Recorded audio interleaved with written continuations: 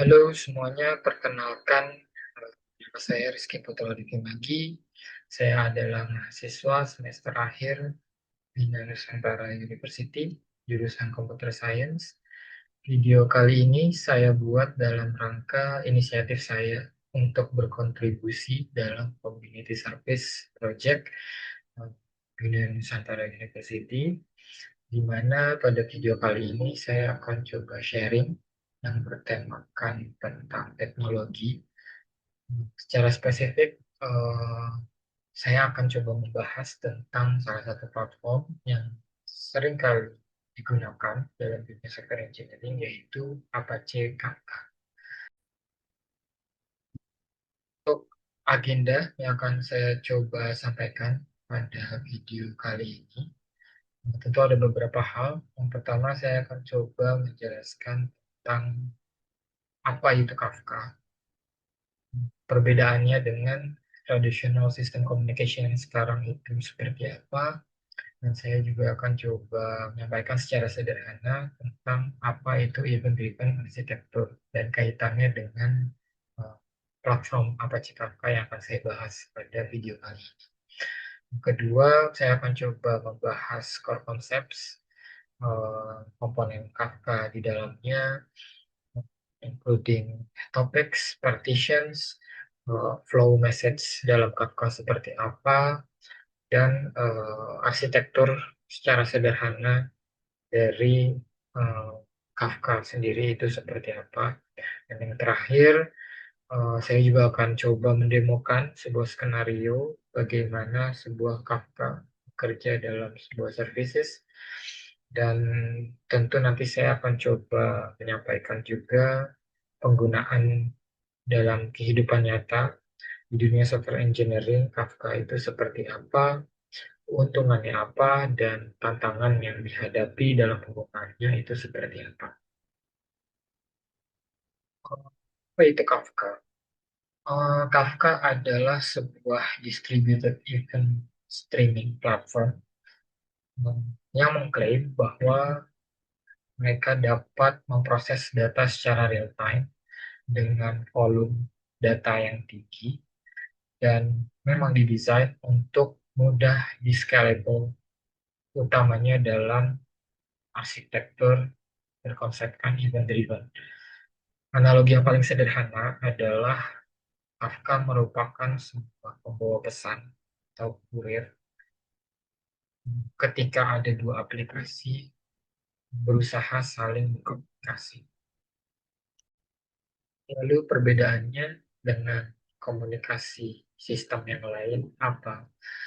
Komunikasi sistem lain yang di sini saya maksud adalah sistem komunikasi yang sangat sering atau sangat umum digunakan oleh para developers, yaitu direct API calls, di mana dua atau lebih services terhubung satu sama lain uh, menggunakan sebuah API.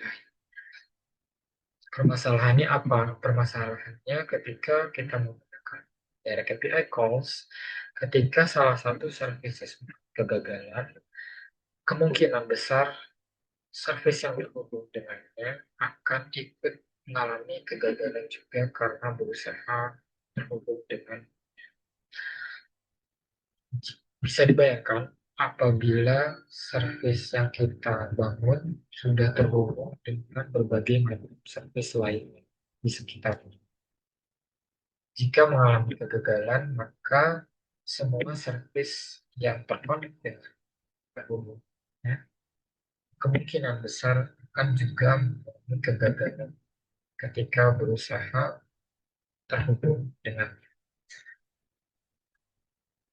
Berbeda dengan apa yang saya sudah sampaikan sebelumnya, event-driven architecture merupakan sebuah pergeseran paradigma dari direct service calls ke event publishing and consuming.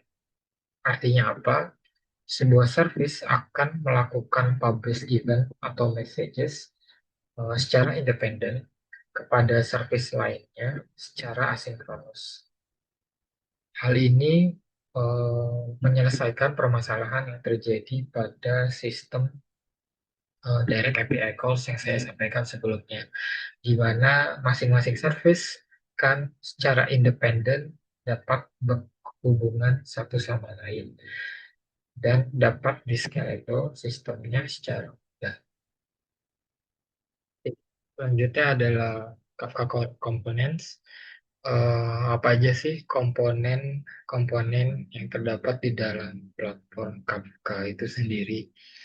Jadi ada beberapa elemen fundamental yang memang bekerja secara bersama untuk menciptakan sebuah arsitektur event driven yang dapat diandalkan atau reliable dan mudah untuk di scalable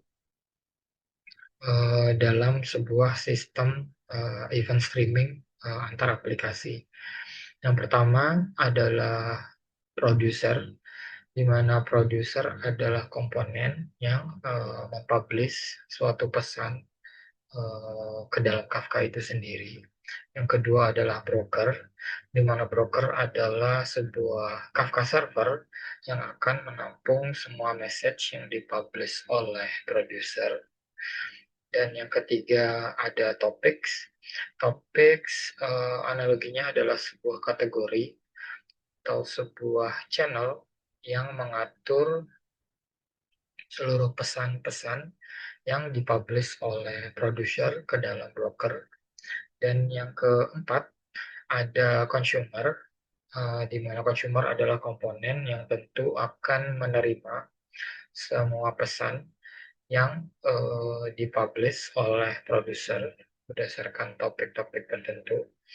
Dan yang kelima, yang terakhir adalah consumer group, di mana consumer group adalah sebuah kumpulan dari consumer-consumer tersebut.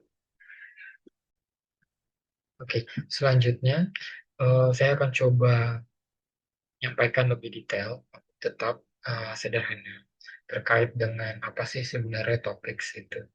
Tadi sebelumnya saya sudah sempat sampaikan, topik merupakan sebuah kategori atau channel yang mengatur pesan-pesan yang dipublish oleh sebuah produser ya dalam Kafka. Gambarannya kurang lebih seperti gambar diagram yang saya sudah siapkan dalam slide, di mana masing-masing topik itu terbagi menjadi beberapa partisi yang memungkinkan pesan-pesan yang masuk ke dalam sebuah topik itu dapat dijalankan secara paralel. Hal ini berkaitan dengan klaim di awal yang menyebutkan bahwa Kafka memungkinkan proses data secara real time dan throughput yang tinggi. Adapun aturan pesan-pesan yang masuk ke dalam sebuah topik adalah topik yang dipublish oleh sebuah produser akan selalu berurutan sesuai dengan timing produser mempublish sebuah pesan. Contohnya, kalau dari slide yang saya sampaikan saat ini, ada order created, payment success, user registration, dan bisa dalam banyak hal lagi. Tergantung dari bisnis aplikasi yang memang sedang kita kembangkan. Selanjutnya, Kafka Message Flow. Gambar ini mungkin gambar paling sederhana untuk eh, menunjukkan, menggambarkan bagaimana urutan kerja dari komunikasi event driven menggunakan platform Kafka. Yang pertama, produser akan mengirim pesan ke broker, di mana broker akan menyimpan pesan-pesan tersebut dan menyimpannya dalam sebuah topik sesuai dengan sesuai dengan produser publish ke topik yang mana. Terus yang ketiga, consumer akan membaca pesan sesuai dengan topik yang mereka subscribe. Yang keempat, consumer akan consumer akan melakukan proses data sesuai dengan bisnis logic eh, masing-masing services. Di sini selanjutnya saya akan coba menunjukkan secara sederhana arsitektur dari Kafka.